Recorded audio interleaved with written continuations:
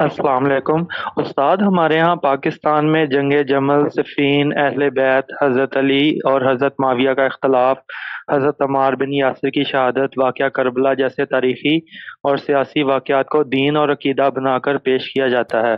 ان پہ فرقے اور مسالک بنا کر لوگوں کو دین کے نام پر جذباتی کر کے گمراہ کیا جاتا ہے اور ایک دوسرے کے خلاف نفرتیں پھیلائی جاتی ہیں، اور ہماری عوام بھی بغیر سوچے سمجھے، بغیر کوئی علمی تحقیق کیے، جذباتی ہو کر ان باتوں کو دین سمجھ کر ان کی پیروی کرتی ہے۔ یہ بات استاد اس طرح کے جذباتی لوگوں کو کس طرح سمجھائی جائے کہ جن باتوں کا آپ کی آخرت کی جواب دہی سے سرے سے کوئی تعلق ہی نہیں ہے، اس پہ بحث و مباحثہ کر کے اور ایک دوسرے کے خلاف نفرتوں کا اظہار کر کے کیا فائدہ ہوگا؟ جی، شکریہ۔ آپ کے سوال کا جواب اللہ تعالیٰ نے قرآن مجید میں یہ دیا ہے کہ انسانوں کے مابین دین کی حقیقتوں کو سمجھنے میں اختلافات ہوتے ہیں، ہو جائیں گے۔ اس کو باقاعدہ سورہ بقرہ میں موضوع بنایا ہے، بلکہ اس کی پوری تاریخ سنائی ہے، اور یہ کہا ہے کہ میں نے جب دنیا کی ابتدا کی تھی تو کان الناس امۃ واحدہ، اس وقت کوئی مذہبی اختلاف نہیں تھا۔ سیدنا آدم اللہ کے پیغمبر تھے، اپنی اولاد کو انہوں نے بالکل صحیح دین کی تعلیم دی، لیکن انسان کا معاملہ یہ ہے کہ وہ جیسے ہی کسی چیز کو سمجھنے سمجھانے کا عمل شروع کرتا ہے تو اس میں مختلف منہاج بن جاتے ہیں۔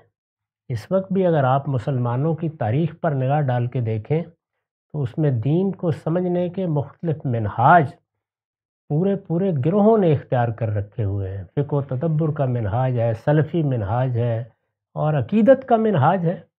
لوگ انہی چیزوں کو بنیاد بنا کے اپنے اپنے نقطہ نظر کی تائید میں پیش کرتے ہیں۔ یہی اس وقت بھی ہوا، تو اللہ تعالیٰ نے بتایا ہے کہ لوگوں کو تنبیہ کے لیے ہم نے پھر پیغمبروں کا سلسلہ شروع کیا، فبعث اللہ النبیین مبشرین و منذرین۔